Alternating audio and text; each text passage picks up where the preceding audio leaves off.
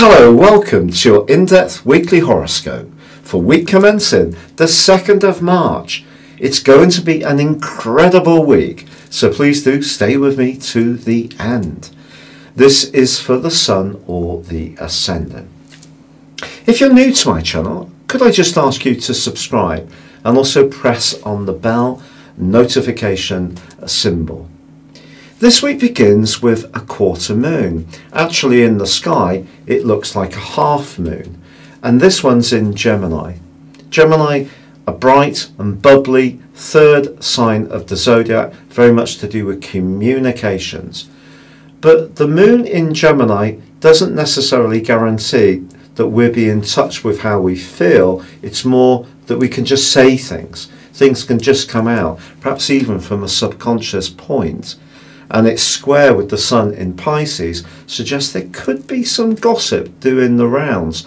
Or if someone tells you something that you're not expecting, do try to understand what their motives may be. But on Wednesday, Mercury, the planet of communication, which of course governs Gemini, ends its retrograde in the sign of Pisces and inverts into the sign of Aquarius. So it's still retrograde, still going backwards, but it's moved into Aquarius. Actually, this can be a good thing because Mercury likes being in Aquarius. It's exalted here, and it's more logical than the dreaminess, the wateriness that dilutes Mercury's accuracy when it's in the sign of Pisces. But it is still going backwards. A friend could be in touch, or a long-term plan that has stalled may come back into focus. But on Thursday, Venus, the planet of love, moves into one of its two home zones, the sign of Taurus. But it's going to be linking to Uranus, the planet of surprises. So when it comes to love, if you're single, it is possible that something can develop over the next few days in quite a lively and unexpected way.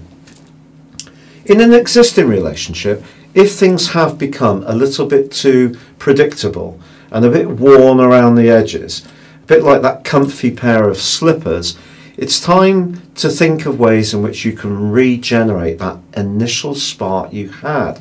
And that may mean both of you breaking away from your own personal routines and spending more time together. But if you can be spontaneous, then do be so, whatever your romantic status.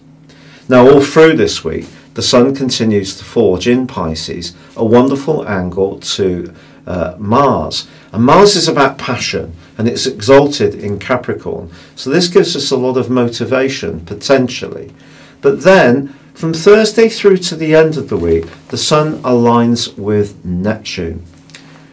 This is one of those aspects where if we really want to be very compassionate and caring about other people, this is a fine time to be so. We can just have a natural compassion for others. But equally, Neptune can just take the edge off the Sun's drive, even though Mars has been supportive. By the end of this week, the conjunction with Neptune could make us feel a bit confused, a bit disorientated, lose a little bit of traction. But if we're anticipating it, which you will be by listening to this video, you'll know it's a fine time to do something that's altruistic, that can help someone else. But just be aware that perhaps the inner drive that has been more apparent of late can just die down a little bit.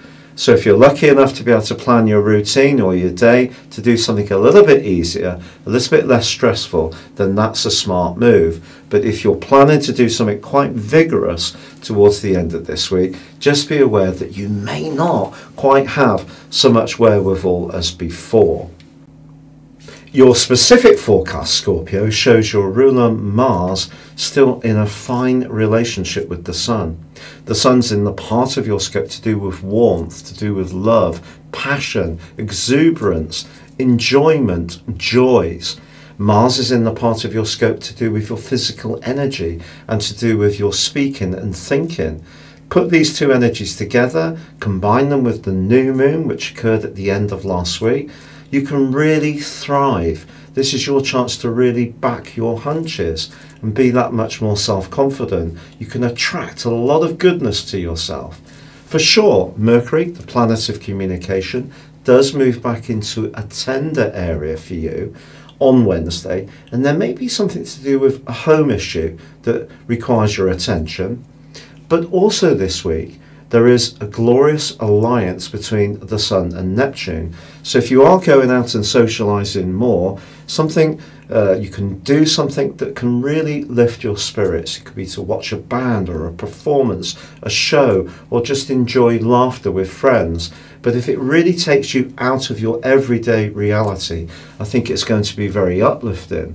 But also, Venus, the planet of love, moves on Thursday into your sector of relating, but joins with Uranus. So if you are footloose and fancy free, this can be a sensational week for you. But what about if you're involved in a relationship? Well, the quarter moon, which occurs on Monday, does suggest that there could be some politics washing around. And also the Sun's conjunction with Neptune maybe is having some kind of impact on a sense of reality. Of course, we all know what we want from our love life, but sometimes it is what it is. It's not always amazing. We have to work through the issues. And if that's the case, just try to take on the challenge in your normal, patient way. Because I do feel that with enthusiasm, with a desire to relate well to someone else, Venus can be a very harmonising transit through the sign of Taurus for you. It's just with Uranus there, I think you may be more direct about your need for occasional freedom, or you may be more direct about wanting to get together with someone. Either way, that energy can be very electric, so there's a real sense of excitement flowing through your situation this week. It's been a real pleasure being with you. If you'd like to ascend above your zodiac sign and embrace personal astrology and understand what makes you tick beyond just where your sun's located, please see the link beneath this video where you can order your personal character analysis and also your 12-month forecast, and also achieve a 30% discount, or you can choose to have a one-to-one personal consultation with me. But for now, good luck and goodbye.